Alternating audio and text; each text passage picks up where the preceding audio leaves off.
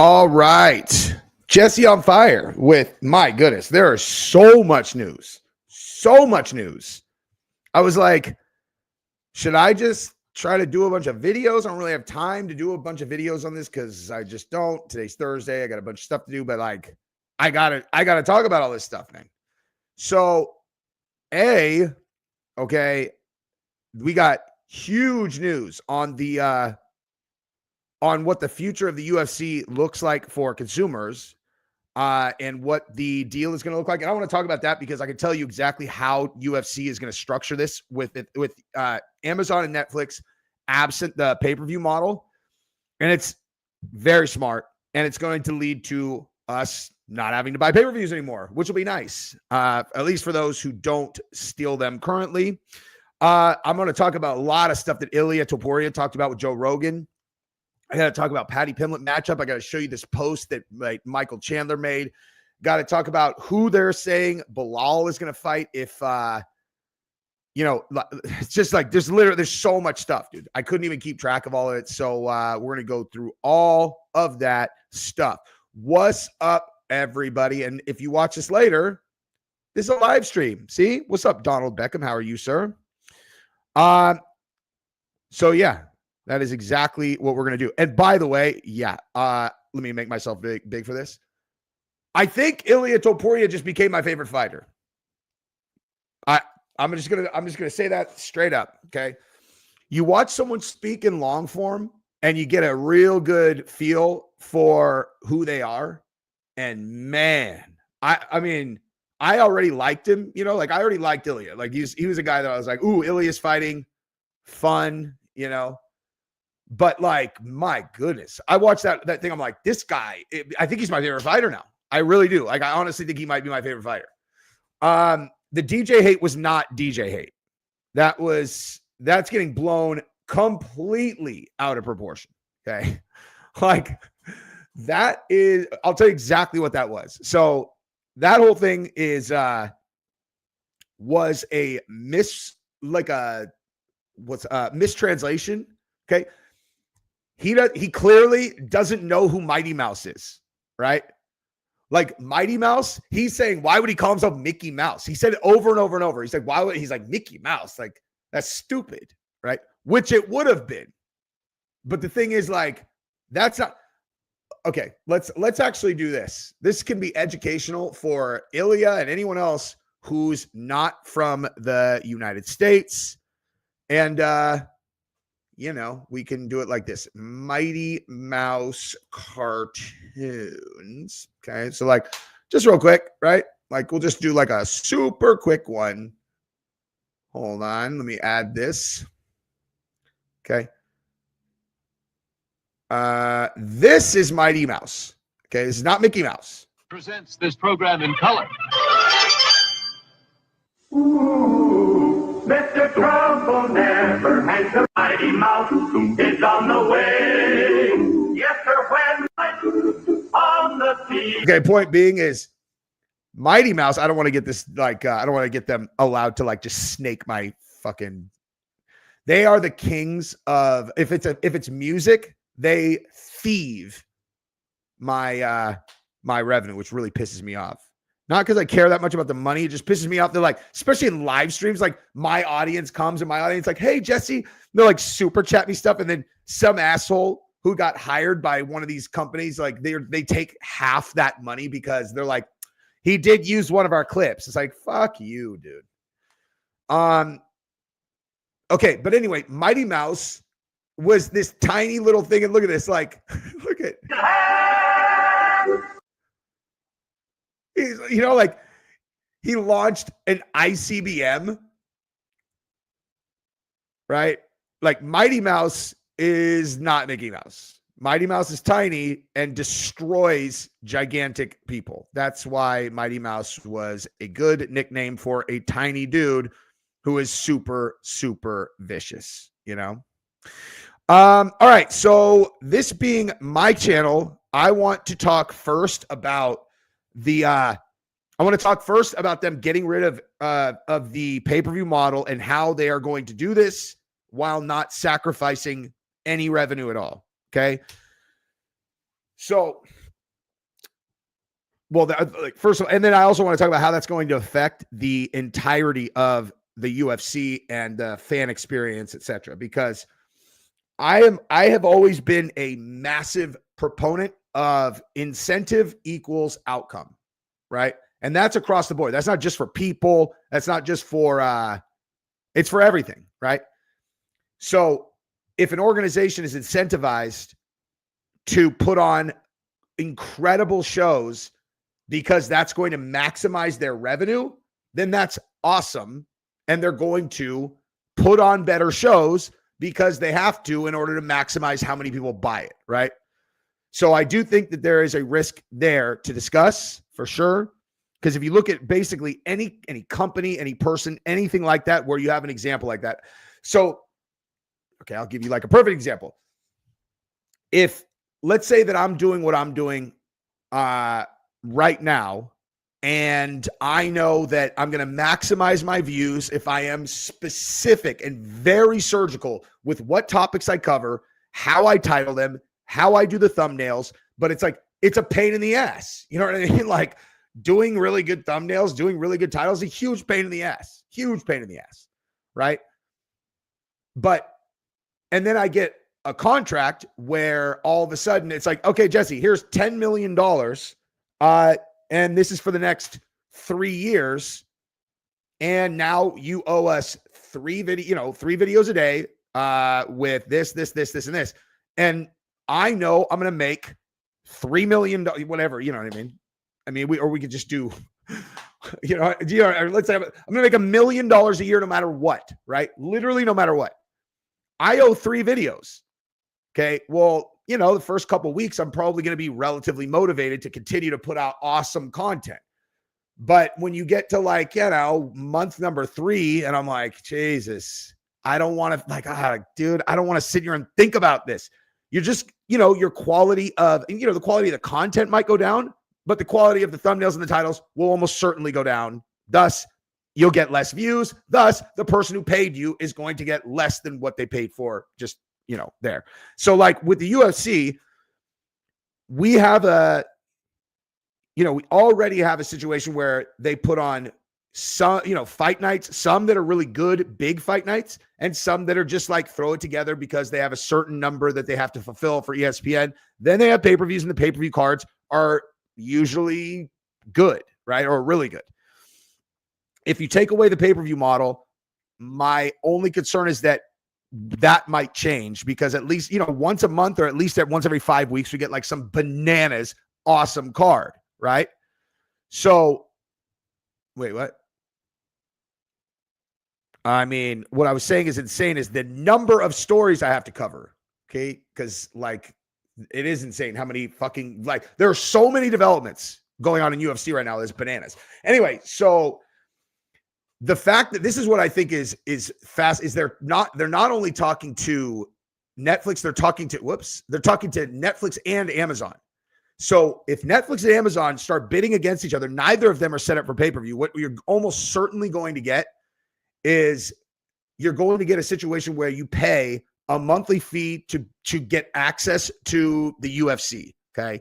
So it'll be very similar to ESPN Plus, but if the pay-per-views are included, it's going to be more expensive. That's almost certainly what's going to happen. However, because you don't have the additional thing of the pay-per-view model, well, all right, so what incentive do they have to put on really big shows? Is that some kind of different type of thing? What's their incentive to continue to put together big banger cards? Because in case you guys, live, obviously being able to sell out a live show is really important, but man, they absolutely crush ticket sales when they go, so they sell out every single show. Every single show sells out. Every single show sells out. Now the price of tickets is different, but the price of tickets is actually very different. Okay. Extraordinarily different. And this is really big. To your point, Christopher, thank you very much, dude. Good day, mate. But this is really big because every single time that the UFC changes their model when it comes to things like this, the fighters get fucked. Now, that being said, in this case, it's not going to be that big a deal. And I'll tell you exactly why. Okay. The only people that get pay-per-view points are the champions. How many champions are there? Okay. The champions in general are, if they remain champion for a good amount of time, then they're going to renegotiate, and the vast majority of their comp comes separate from the pay-per-view points. Okay. Pay-per-view points are not as big as people think, and people are making way more money than people think. Okay. The disclosed payouts are so much less than what they actually make. It's crazy. I love when fucking YouTubers will put these things out there. All Conor McGregor's total compensation, or anybody, fill in the blank with anybody, Israel Adesanya's total UFC compensation is, and then they add up all of his disclosed pay together. And then they're like, and since he's also getting back in on the pay-per-view, let's add another million. It's like, bro. Okay, I don't understand how people can't put together that when they say disclosed pay, what that means is it doesn't show you what he's actually making. They put out this little number, whatever it is, and if you notice, the disclosed number is like just enough to where people who are dumb or don't really understand how this business works might actually believe that that's what they're really making. Conor McGregor, he made $3 million for this fight, or like Israel Adesanya made, I don't know, 750,000 or like 1 million. It's like, I can tell you unequivocally there's no speculation here. I know for a fact that is like not even close to half of what they make. Okay. In many cases, like I know, I won't name names. I know one guy was making 2.5 million base plus pay-per-view, and another one that was making 4 million base plus pay-per-view. I have no idea what Conor makes. I'm sure he makes more than all of them. Okay, these guys who are like really big names who have been champions for a long time are making multiple millions of dollars as their base salary. Absolutely 100%. There is no question about that. That's a fact. And it gets paid in side letters because they don't want the other fighters to know how much these guys make. Okay, because they don't want to have to negotiate against them. I've talked about this a million times. It's smart business. It's obvious. It's exactly what you would do if you were in Dana and the organization's position, because a massive line item that is a cost for them is, overall fighter compensation. Okay. This is America, or this is just business in general. You are always going to have people who think that they deserve more money for the thing that they do, the work that they do, so on and so forth, especially in the fight business where they're comparing themselves to this make-believe world, which is boxing, where there is no actual comparison in the world at all. Like none whatsoever. Boxing business model does not in any way represent UFC business model in any capacity at all. It's so stupid when people compare that. Well, this guy's making 25 million a fight. You're all, and because they get into an enclosed space and hit each other, that you think that those two things are comparable. So like, okay, so Tyson Fury made $30 million for his last fight. Okay, cool. So who's paying him that check? Top Rank or whatever. Okay, well, who's paying Top Rank? The Saudis. Okay. All right. So talk to me about the infrastructure that these guys have as it relates to, literally think of all of the things UFC does, dude. It's like, it would take me so long to itemize these things out, like fighter development, an actual large scale corporate entity, the like lobbying in different states and nations, going into other countries and doing this, putting on multiple shows that do not have the same pay-per-view model. It's like this and this and this and this and this and this and this and this. It's a million fucking things, dude. UFC's overhead, overhead structure. Again, the boxing business model and the UFC model are so non-comparable that it's ridiculous. But at the same time, it's like, the UFC knows that people are going to compare the big stars are going to compare themselves to those guys. And that's why when John Jones was asking for so much money, and I saw that Dana had said that he's like, we literally invited John to come into the office and we would open our books for him and show him exactly what our cost structure is. And he didn't come. Now, I would doubt that they would do that for most people, but as much as people, I don't know what people think of John Jones. John Jones is super fucking smart. Okay. Like John Jones is very smart, super smart. He's a guy where if you open the books and you show him all of the line items, he's going to understand it. There are plenty of fighters where if you bring them in and you show them that stuff, it's not going to mean anything. They're like, like they're going to look at it. They don't even understand why these numbers would matter. You know what I mean? They're like, all right, okay.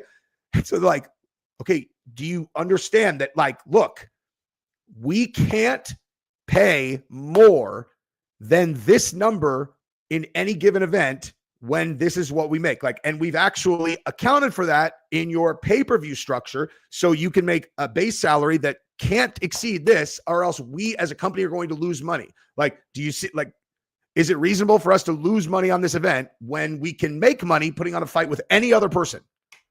Like, John's going to understand that. He might not give a fuck, but he'll understand at least, But anyway, so I think it's inevitable that we are going to not have the pay-per-view model, but it depends on how you look at it. It's like, okay, yeah, we might not have like the pay-per-view model, but there's going to be, you're going to pay monthly for a membership, which is going to include the big cards. I have no idea what they're, the numbered events, right?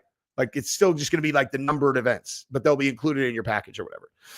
So I just think this is fascinating. I'm really curious who's going to win, because Amazon has because there are, and Apple TV is in it too. Bro, that's crazy. Listen, Amazon has exclusivity with ONE FC, but they don't charge anyone extra to see it. That's why this is completely different.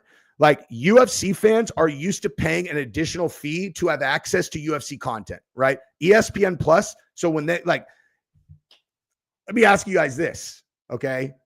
How much money do you think ESPN Plus is going what's the right way to put this? Of people who have UFC Plus right now, who are, ESPN Plus, who are UFC fans, how many of you guys are going to keep ESPN Plus? I'm going to cancel it the day that UFC is no longer on it. I'm going to cancel it that day. 100%. I have no idea if you guys are, in a similar boat, but that shit, I'm not going to have the UFC or ESPN Plus. Whatever I paid over there is going to go straight to whatever I have to pay when they're on Amazon, Netflix, or Apple TV. Now, Amazon has so much money. Amazon has so much money. So much money. Okay, that's why Amazon would, if I had to bet today, okay, I would bet on, man, Netflix has a lot of money too. Okay, so here are the two different sides of this. And I promise I'm going to talk about like fights and stuff after this, but I love this kind of shit. This is like my favorite kind of thing. Okay, so Netflix's core business is obviously getting people to pay a subscription for the digital content that they provide. UFC is the most popular sport in the world, at least when it comes to like a sport that people are used to paying for. Like, they're completely used to paying for it. It is definitely the most successful sport ever like that. So that has tremendous value to Netflix. They're most likely going to have an additional tier. Like, when they launch it, it'll be, you'll get a thing. Do you want to subscribe to the new UFC thing? Here are the links, and you're going to, opt in, opt out, whatever. Amazon, their core business is absolutely not the, like the digital, content stuff at all. And they've honestly made a fucking complete mess of every single thing that they have tried to do in digital content. They spent $1 billion on the Lord of the Rings show. It's the worst show ever. It's the worst show ever. And when you actually get into the weeds of the production of Rings of Power, it's a mockery of incompetence. It's unbelievable how bad of a job they did. Listen to this, dude. It's the most expensive show in history. Okay. No one's ever spent more money on a fucking show than they spent on the Rings of Power. Okay. Who would you have make that show? Right. I realize, like, people who have no experience in in media production think that, you could just throw like anybody on it. And if you give them enough money, they'll make a good show. Like, that is, it's like equivalent to assuming that you could just throw any two fighters in there and like they'll be of similar quality, right? Like there are people who, there's a reason why, you know, Christopher Nolan makes such incredible he is a world-class, once in a generation talent, right? Television is exactly the same. These fucking morons hired these two nimwits who had been on what's his name? Oh my God, mystery box guy. What's his name? The guy who made the Star Trek movies. He made Lost. He made the first Disney movie before they handed that off to everybody's going to know who I'm talking about. This is pissing me off that I can't remember, but his fucking company's called Bad Robot. Jesus. Somebody help me, dude. Please. Please. Please. Dude, I know all about this. I'm actually going to pause right here and tell everybody about this real quick. So, yeah, there you go. J.J. Abrams, exactly. Okay, this is true. I'm going to give, because I've talked so much about opioids on this channel, I'm going to stop really quick and just say this. That 7-hydroxy, that stuff, dude, that is not the same as kratom at all. Like, it's not the same. That stuff, I cannot stress this enough. You will, if you are a kratom user and you are not like very confident in your ability to kind of like control you getting strung out, do not try that shit. That stuff is different. You can definitely, people are going to get so strung out on that stuff. To me, it's the same as Norcos or Oxy. So it does work. I agree, but don't take it if you're not very confident in your ability to like control it. I'll never advertise that stuff on my channel. Never. Anyway, but it's very effective. Okay. So, J.J. Abrams, right? So these two guys that they put on this show, like, were on the story team for Bad Robot. They had never produced a movie that got made. They'd never made a show that got made, nothing. And they just threw these two woke nimwits this show, and they produced one of the worst shows of all time, literally of all time. Spent $1 billion on it. Okay. Amazon just fired their head of the entire, digital creative stuff. They fired her. They're like, you are an outright failure.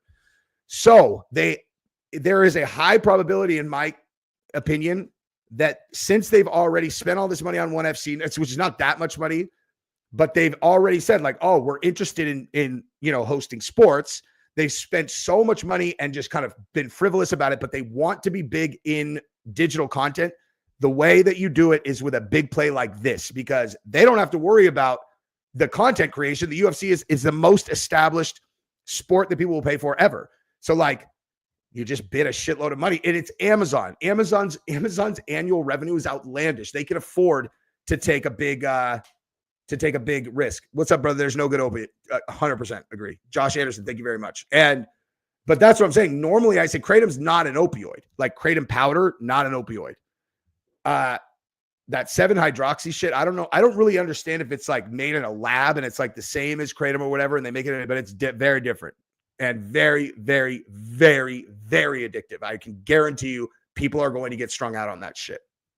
100%. This is what I'm saying. It's not the same thing, dude. Okay, so it's made in a lab. I figured.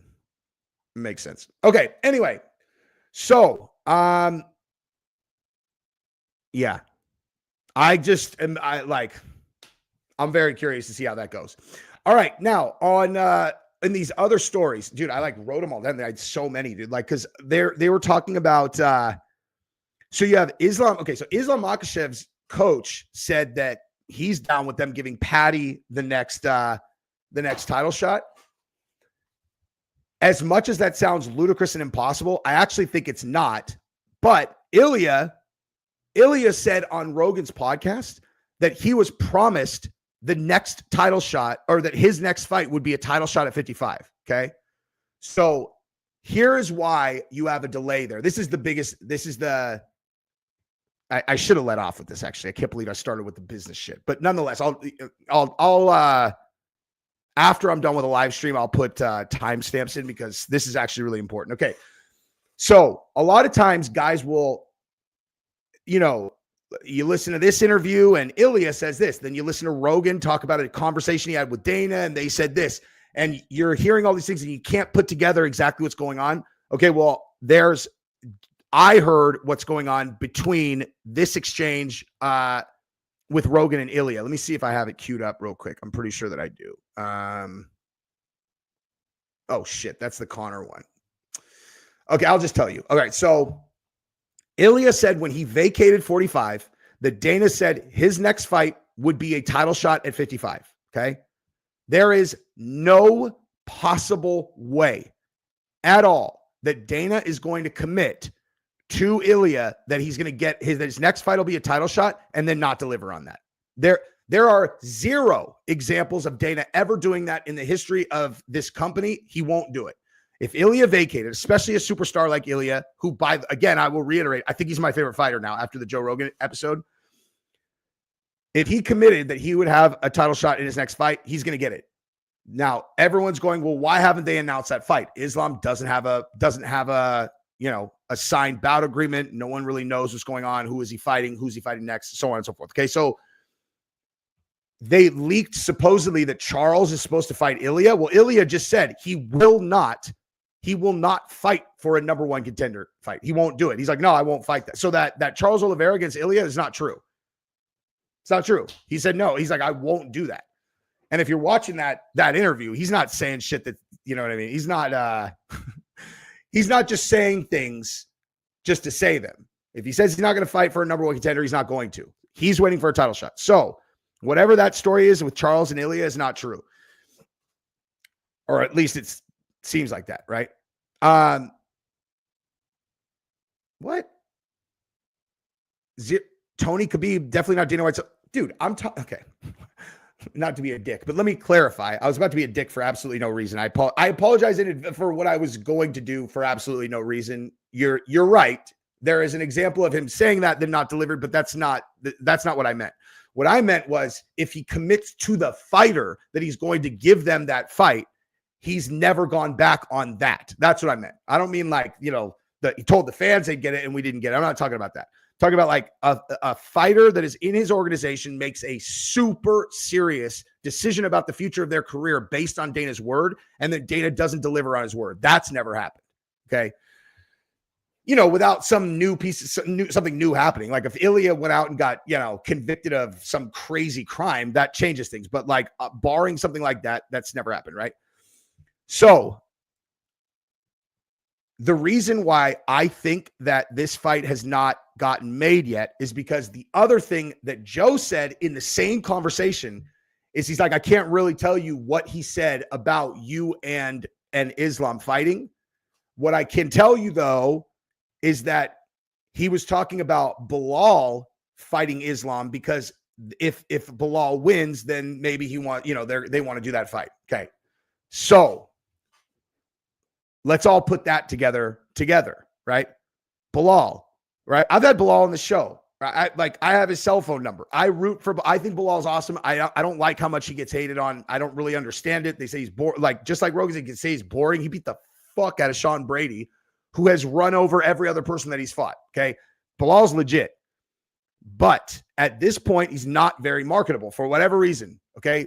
I personally think it's because he's a tweener, right? Like,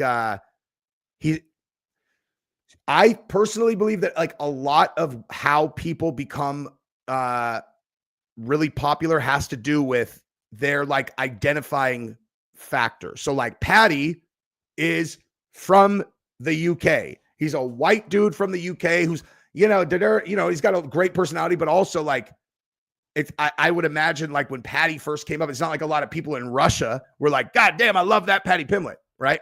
It's like the entire UK is like, I love Paddy Pimblett. A lot of Americans were like, we love Paddy Pimblett, right? It has a lot to do with a geographic area that you're from and where the fans identify with him. Conor McGregor, perfect example, comes up, all the Irish people, and they were so rabid. And then Conor, is Conor, whatever.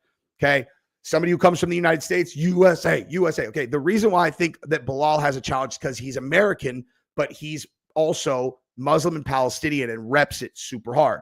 So like for the Muslim Palestinian crowd, he's actually kind of like American and they know it, like he's not not like operating out of Palestine. He trains in America. He's on an American team. He when he talks, he sounds American.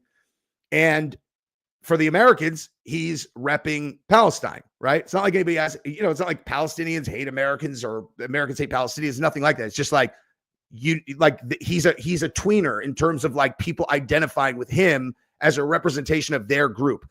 People are fucking tribal, especially when it comes to combat and violence. So that's kind of my theory on why he has a hard time becoming marketable. So I'm not saying it's anything about him other than that, but he's not super marketable. And we've talked about this a million times.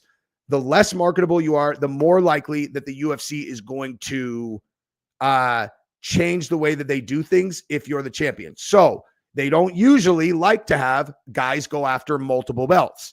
In almost every case of that, a couple examples excluded, there is always one champion who is not marketable when they do that. Okay. So starting at the lightweights, when TJ Dillashaw went down to fight Triple C, that's the first time that he did Triple C. Okay. Before that, he was just Henry Cejudo. He was really mild-mannered. He was really polite, and he was an Olympic champion, but that didn't really do anything for anybody, So like he wasn't marketable yet. He is now, but he wasn't then. So they let TJ go down, whatever. When you did Conor versus Eddie Alvarez was not marketable. Conor went up and, toasted him. When they did, I don't know. I mean, almost any example you can give, there's like a couple exclusions, but in this case, if Bilal wins, Islam Makhachev going up and beating Bilal would be great for the UFC, right? Okay, so if they do that, they don't like guys holding up divisions either. So if Joe is telling you that they're talking about Bilal doing Islam, okay, well, what are they going to do at 55? Okay. If Islam goes up to fight Bilal at 70, they're going to have Ilia fight for the vacant belt at 45, exactly like at 55, like they just did at 45. Okay. So that's what's going on would makes perfect sense to me, right? Like they kind of leaked that out through multiple conversations. And so you put it all together, almost certainly that's what's going on. So if Bilal wins, then you probably have Ilia fighting someone different at 55, right? I'm sorry. If Bilal wins, you have Ilia fighting someone different at 55 for the lightweight belt. Could be Paddy, dude. It could be Ilia and Paddy for the vacant belt. I'm sure a lot of people in Russia would be really pissed about that because they'd be like, what about Armin? And both Armin and Data would be like, you guys, Armin's not going to say I should get the next shot. He's already been like, I fucked up. Clearly, that is what happened. But, or you might have Charles against Ilia, right? So if Charles and Ilia fight, my opinion, it's going to be because Bilal won. And so they have Islam go up to 70 to fight against Bilal. And they're going to have Charles and Ilia fight at 155. And then if Islam loses, then Islam is the next fight at 55. Like these are the things UFC is thinking about is like, okay, so what gives us the best opportunity, to maximize the amount of times that we can have our superstars fight? So like right now they have Diego Lopez and Volkanovski fight. Volkanovski wins. Well, guess what? If Ilia is unsuccessful at 55 and he wants to go back down to 45, that's obviously a super fight. Anytime you can have the impression that you have two champions fighting for a belt, that's best case scenario for the UFC. Okay. So that's what's going on, right? Like that's what's going on. Now, the other thing too, wait, actually, you know what? Did you guys see this, dude? Hang on real quick. Did you guys see this? I wonder if this is true, dude, because Megan Fox is single. If Colby Covington smashed Megan Fox, I don't want to hear anything about him negative ever again. Everybody's just going to have to be like, God damn, dude. Okay. Dude, my whole life, the baddest bitch, I always thought it was Megan Fox. Okay. That was the girl. And then after one of my fights, she messaged me, dude. And like, she was just like, oh, Colby, you're my favorite UFC bad guy. And I went from fucking idolizing her, thinking she's beautiful. She's in my DM. Can I read that out loud or no? Yeah, you can read it out loud. No problem. Rooting for you tonight. You're my favorite UFC bad guy since Chael. Since Chael Sonnen. Now, for the record, as someone married to a bad bitch, he should not have let him read that out loud, dude. He should have just mentioned it. He should not have let him read that out loud. That's a dumbass move. If he's trying to smash, because she is single now, why would he not be trying to smash? I know she has 100 kids, but still fucking Megan Fox, man. But this is a betrayal of her trust, okay?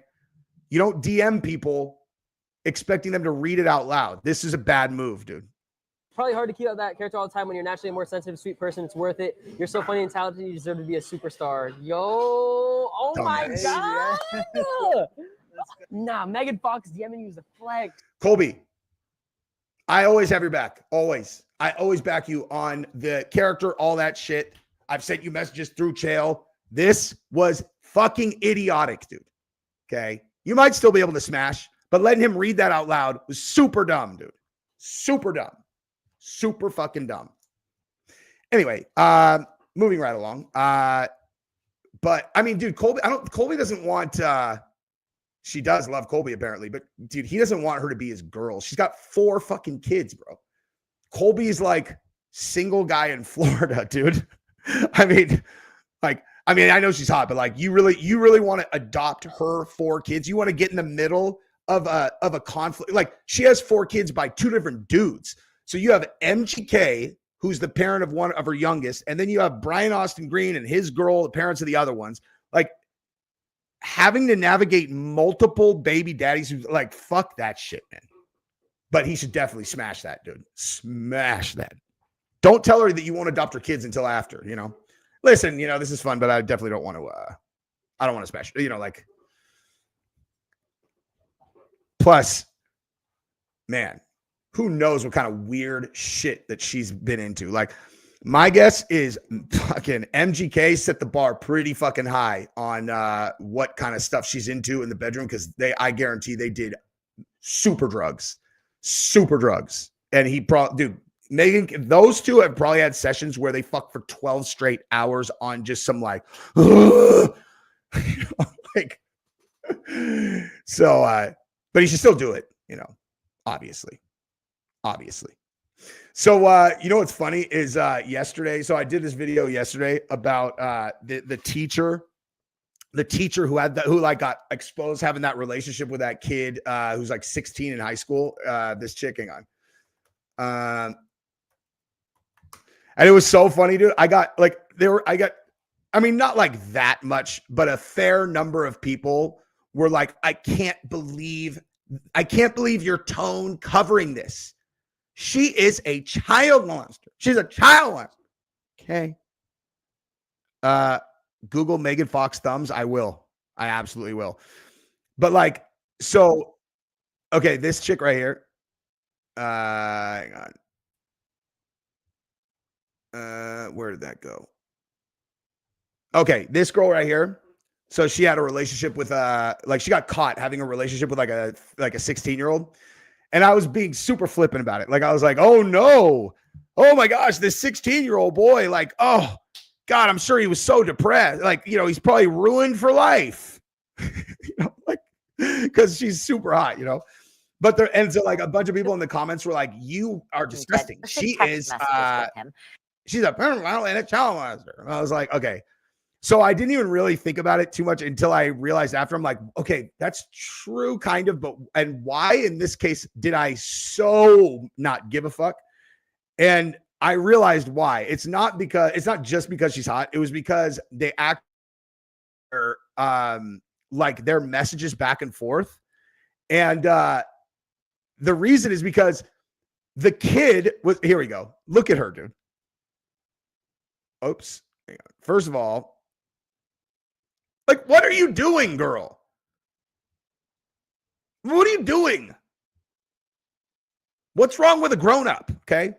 So that's her husband, college baseball player. Okay. Her college sweetheart that married her. Look at how big this dude is. She's in heels right there. He's this giant dude. What the hell is she doing? Anyway, so the messages that were going back and forth though is like, dude, the kid, the reason that this blew up is like she wrote him this note that was this long that she wrote out in her notes before she sent it to him, which tells this whole story. Dude, she freaked out because he had a girl, like he got a girlfriend, like a high school girlfriend, right? Like he started dating this like girl at the high school, and the teacher was like, you're cheating on me. You know, you fucked around with me and blah, blah. Like she was super jealous of the teenager. And she's like, I swore I would never let another man do this to me. And so, like, to me, okay, yeah, obviously a 30-year-old should not have a relationship with a 16-year-old. And if it was a dude, the dad should be able to be the shit out of him or whatever. a hot girl with a 16-year-old boy, normally I'd be like, okay, yeah, there's like something wrong with her. The reason I didn't care in this case is because like obviously this boy is in the driver's seat, dude. He's like with her, and then he's all, dude, whatever. He's like, dude, you're married, you have a teacher, you're a teacher, like, and then he gets a girlfriend and she freaks out. Okay, like that's not it's not like grooming, whatever. The kid was driving the car. He's making her so mad that she's chasing after him, dude. Anyway, fucking hilarious, I thought. But nonetheless, none the fucking less. All right. So the other stories I wanted to cover in here, I wanted to show you guys, dude, look at this. Look at Michael Chandler, man. In this post that he made, I was like, damn, bro. He's a good dad. He's a really, really good dad. Like, oh, and also, by the way, tomorrow night, who's number one? Everybody should watch Shunji fighting on, I think it's going to be on Flow Grappling. Shunji's fighting, and so is Victor Hugo against Luke Griffith. If you don't know who that's like this fucking enormous dude on that's Gordon Ryan's training partner. So we got Victor on my team and Shunji, who's the patriarch of the team. They're both fighting tomorrow night. It's going to do those. That fight card overall is bananas, dude. It's going to be really, really good. Okay, here, check this out.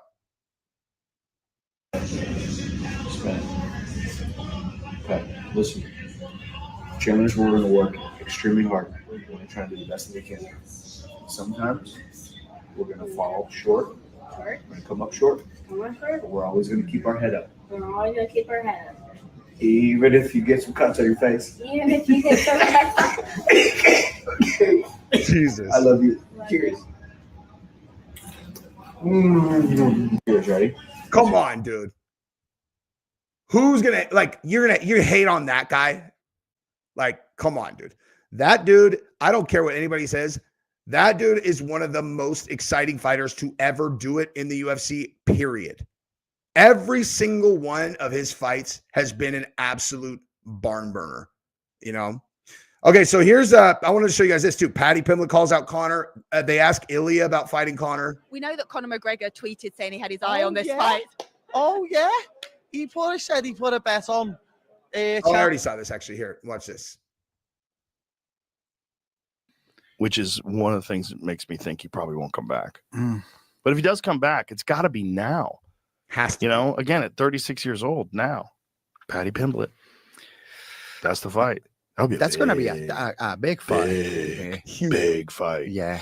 But it's the wrong fight, though. He should fight Chandler because he's coming back after that many years. Like, I think Paddy, I don't even think Conor's in the drug testing pool anymore. Oh. No? So you don't think so? I don't believe so. See if you can Google that. Find out if he's in the drug. I think he pulled out of the drug he's going to testing come pool. back. You think so? Yeah. If they give the opportunity to I don't know, to guys like, I don't know what, 40 years old, like Arlovsky, you can. Oh, the UFC is going to give Conor the opportunity to come back whenever the fuck he wants to come back. That's a fact, obviously. That doesn't mean he's going to, though. Have so many names that they fought at 4 years, 40 years age. Why not Conor? I know that you want a world title fight at 155, but would you make an exception for a Conor McGregor fight at 155? But right now, no. Good for you. Do you think it's gonna be excited if I beat Islam and then I give the chance to Conor? No, I mean like right now, before Islam. Like if the UFC calls you up and says, I know you want a world title fight, we guarantee you a world title fight after this. Actually, we had that talks a little really? bit. Yeah, but yeah, I don't know. What was that talk? Tell me what that talk was like. No. Come on.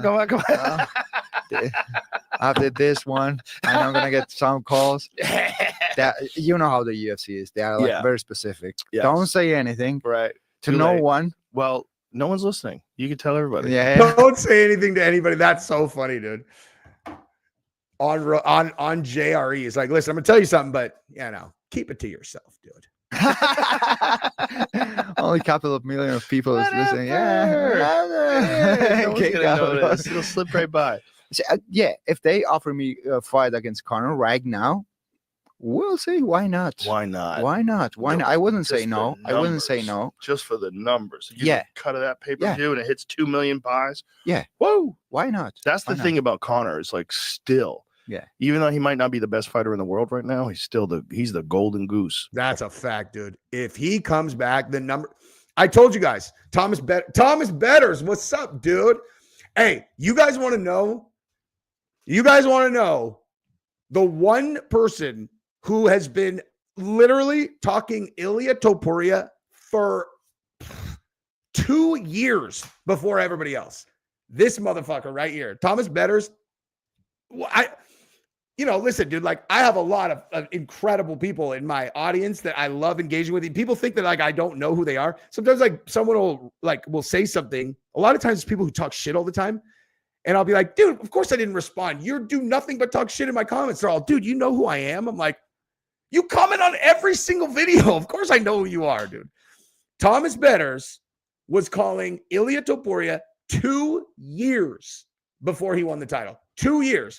Every time I did a live stream, literally every single time without exceptions, he would be coming in like, Ilia's going to do whatever. I'm like, I get it, dude. You're a huge Ilia fan. Props, my dude. Anyway, so, but like with Conor, if he, like in terms of like the numbers that they do, I told you guys, when I went to UFC 300, I spent an outlandish amount of money on the tickets, okay? The most I've ever spent on tickets ever. The Conor tickets were double for the exact same seats. It was UFC 300, dude. You know what I mean? Like, is UFC 300. Double the price for Conor versus Chandler than UFC 300. Think about that, okay? And then think about how pissed people were when he pulled out because his toe, right? His toe was broken. This is so weird. Like, probably, I don't know, I haven't played golf in years. Not really. I play like once a year now since I started doing jiu-jitsu so much. I don't know how people can maintain being really good at jiu-jitsu and really good at golf if they have a job of any kind. But yeah, like the thing with Conor is he's already sat out through his prime. Like he sat out through his prime. Obviously he broke his leg. You can't be upset at a guy who takes the time to properly, fix their leg in a situation like that. But I don't know, dude. Like I don't know his financial situation. If he really has just stacked money in a way where it's never going to go away, I've always just assumed that at some point he might get low on dough only because he spends so much money. I have no idea if that's actually accurate though. Like some people make investments that it's not like Conor would announce if he had made some kind of boring real estate investment that paid off 4x or whatever. You know what I mean? But Yankees fan, thank you very much for the super chat. I need the Islam and Topuria fight bad. You are the effing man, my dude. Thank you, dude. No, you're the fucking man, Yankees fan. You are, and I need it too.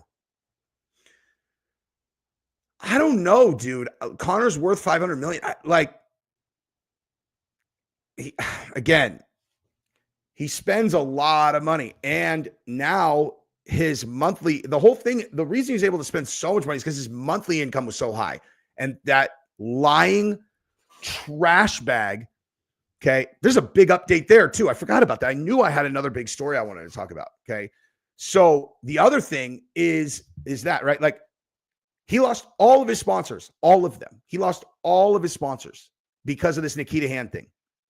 So and let me just actually tell you what's going on really quick in the Diddy case, because it's exactly related to the Conor case. Okay, right now you have the Diddy prosecution team and Diddy defense team making the exact same argument about opposite things. Okay, so Diddy's defense team is currently petitioning the court to get the video of Diddy beating up Cassie excluded from the trial. Okay, like, so his defense team is like, no, there's no reason anyone should be allowed to see this because like they doctored the tape at TMZ. And so like, whatever, like there's no original copy. Does anyone actually believe that? Okay. You want to know what probably actually happened is CNN, not TMZ. I'm sorry, CNN. CNN probably bought the exclusive rights to that video, so no one else has it. Okay. And then they put it out. And then Diddy's people probably went to CNN and they're like, we need you to say that you edited this and that there is no original copy. And they probably gave him $1 million, whatever, for that. So then they're like, yeah, we edited it. There's no original unedited copy. So they get to go into court and go, oh, there's no unedited copy, so you shouldn't be able to show it.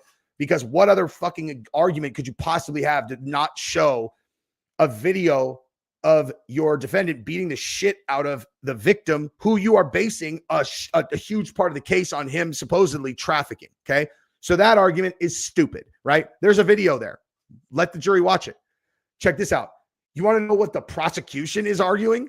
Exact same time. Prosecution is saying you absolutely should be able to see this video. And at the exact same time, the defense is saying we should be allowed, or the jury should be allowed to see the freak off tapes with Cassie and all these and these other guys. And the prosecution is like, no, we should not humiliate her like that. The jury shouldn't get to see these sexually explicit tapes. And you're like, okay, this is a very straightforward position from my standpoint.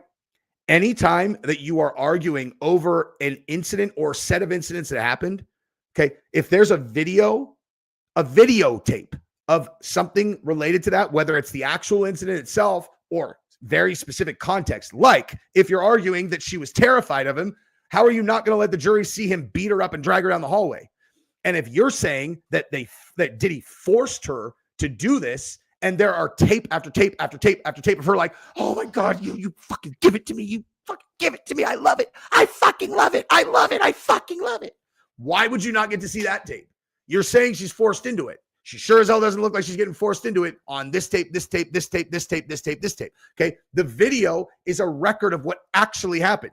Otherwise, you just have people going and sitting in the box and they're all, so I did see him do blah, blah, blah. You're all right. Well, there's always their story, and the truth. And guess where the truth is? It's on the video.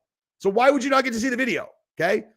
In the Conor and Nikita Hand case, there's video of her after he supposedly did this, and the judge put it under injunction. You can't see it. They will not allow anyone to see it. This judge rigged this trial, absolutely 100% for sure, across the entire, every decision that he had to make, he ruled in nearly indefensible way against Conor. Okay. And now Conor has new witnesses who, after the circumstance of the trial, came to Conor, because the big question has always been this, okay? Like, yeah, a lot of suspicious stuff on the Nikita Hand side, right?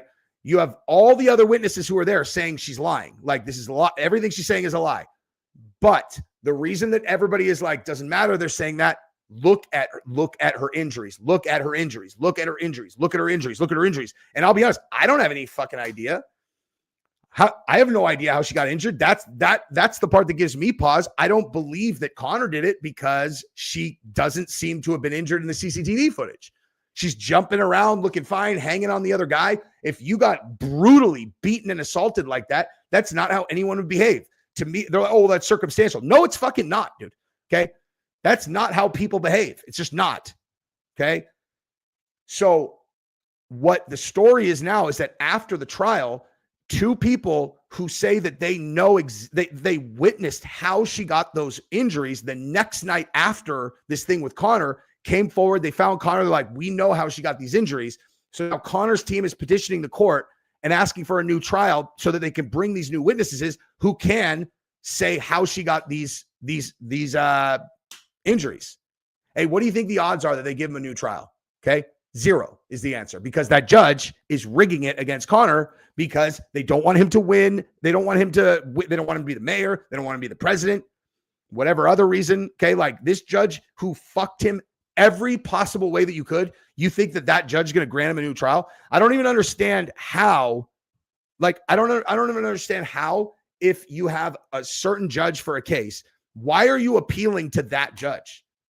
So you're just throwing a person's life in the hands of one judge. What if the person's corrupt? What if the person hates the defendant? Like, the entire point of the court system is supposed to be unbiased justice. The scales of justice. All it takes is just some corrupt fuckhead judge, and then boom, all of that is blown up. Okay. So I don't understand any of that. Like, I mean, do we really need to talk about any of the cases we can think of in the United States related to big guys who may or may not, you know? You know what I mean? 34 fucking felonies. I don't care if you hate Trump, like Trump, whatever. You know, it's hilarious. Anytime anybody wants to talk about that, you know, they're like, well, Trump is, I mean, you know, he's a convicted felon. And you're like, okay. But like, you understand the details of that case, right? I don't want to hear it. He's a convicted felon. You're all, okay, what you're saying is like factually accurate, but do you know about that case? Okay, like, do you know what he actually did? Because like in Conor's case, it's like they're saying that he held the girl down and beat her up and then raped her. Like 34 felonies. What do you think? What are they saying that he did? Well, it doesn't matter. Oh, fucking matters. Okay, because what he did was he wrote a check and paid an invoice that his attorney sent to him. That's it. Okay. Attorney sends an invoice to client. Client pays invoice. I don't care what the circumstances are. If you're not going to prove that that invoice represented 34 separate things, that all of which were intentionally criminal, then get the fuck out of here. 34 felonies. Okay. That guy wrote one check to one person and then invoiced one person. That person paid invoice, and they're saying this person's guilty of 34 felonies. Okay. It's bullshit. You know, it's bullshit. Anyway, now you could certainly say it's karma. Like, be all right, it's karma, dude. He did so much other bad shit that, like, who cares about Conor? Fine. You know what I mean? Fine. But in this case, it's very suspicious. Do they not have appellate courts in Ireland? I have no idea. I'm basing this on yeah. Yes. You have to. Because if they won't listen, then you have to walk. You're all, okay, guys, like, I'm telling you right now, 100%, if this was Joe Biden in the exact same situation, I would have the exact same situation, like the exact same conversation. Like, I am equal opportunity. I don't get tied up in that stuff. I will look at the details of the case and be all, dude, okay, the guy's a fucking, like, he did this, this, and this, but like in this case, give me a fucking break. Like, all he did is write a check. You know what I mean? But like, I don't know. I just want Conor to come back and fight. And I don't know about the appellate courts, but I watched Red Pill's video that he did on this. I might have watched that today, actually. That's what I'm saying. There was so much news, dude. I'm forgetting something else too. There was something else I wanted to cover. Let me see. Hang on for a second. Let me pull this up real quick, because there was definitely another story I wanted to cover. And then I am going to go do jujitsu.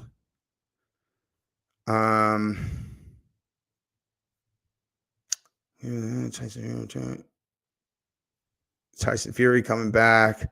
Gene Silva. And listen, these guys are going to fight. And that's a tough matchup. That's a tough matchup for Volk, dude. I mean, Volk can win, but like, that's nightmare fuel right there. I think that's how good I think Gene Silva is, dude. He is nasty. Man, why don't they just make... I wish I knew how much John Jones was actually waiting for or asking for. Ian Gary on his fight with Carlos Pratis. So I'll tell you my prediction for Ian Gary is I think Ian Gary is, within a couple fights, people are going to consider him one of the best grapplers in that division, which is crazy. But I really think that is accurate based on having watched his development. He's like blindfolded MMA. Hold up. This is the stupidest thing I've ever seen.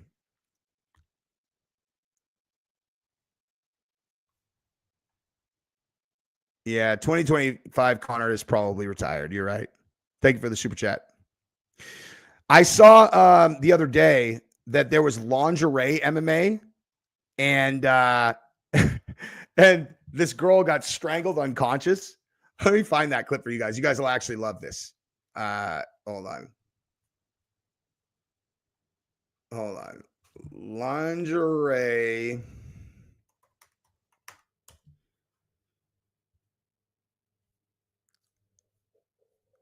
What the fuck? Lingerie, like this girl got strangled unconscious in it, and am I spelling lingerie wrong? I could have swore that hang on, guys. Look.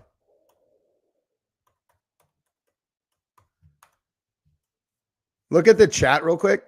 Is that how you spell lingerie? Am I spelling that wrong? Yeah, no, I was right? Oh, okay, hang on. Okay, hang on.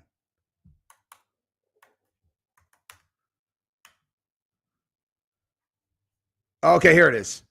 Thank you. Thank you guys. All right, here we go. Shaq is suing Aiden Ross. Cool. All right, check this out.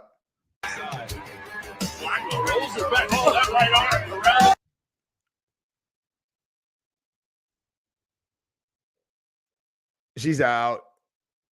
And then look.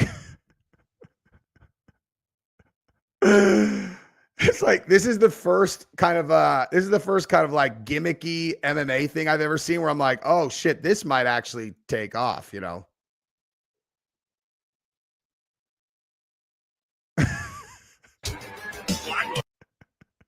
I mean, maybe. Anyway, all right, we've been going for an hour. I love you guys. I got to jump. I will see you later this weekend. Was there something else I wanted to talk about? No, that was it. All right, love you guys. Peace.